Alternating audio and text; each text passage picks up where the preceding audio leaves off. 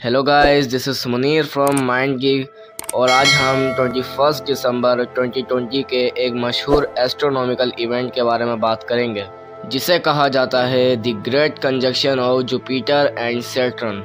Basically ये conjunction हमारे solar system में मौजूद दो बड़े गैसेस प्लैनेट्स के दरमियान होती है, जुपिटर और सैटर्न।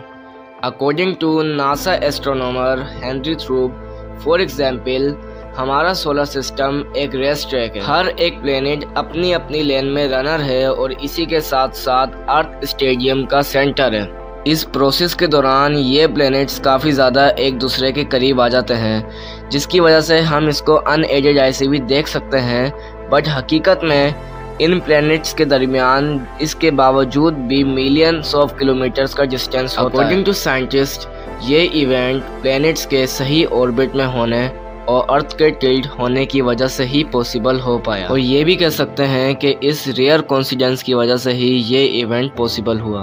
अगर हम इसकी हिस्ट्री की तरफ जाएं तो 1610 में सबसे पहले गैलीलियो ने जुपिटर के 4 मून्स को डिस्कवर किया और इसी के साथ साथ सैटर्न को भी डिस्कवर किया। और जो 4 मून्स थे उनका नाम था लो, यूरोपा, गैनीमेड और कैलिस्टो। और 13 साल बाद इस इवेंट को सबसे पहले ऑब्जर्व किया गया जब सोलर सिस्टम में मौजूद दो जाइंट प्लैनेट्स सैटर्न और जुपिटर काफ़ी ज़्यादा करीब आ गए और जुपिटर ने सैटर्न को कवर कर दिया। यही वो इवेंट था जिसे कहा गया the great conjunction.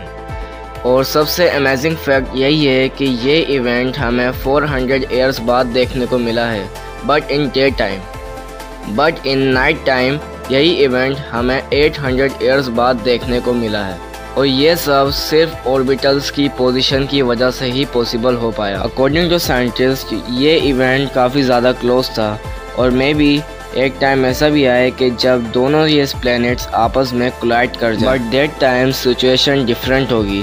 That's all today guys, don't forget to subscribe my channel and like my videos. And guys, you can check out my all previous videos.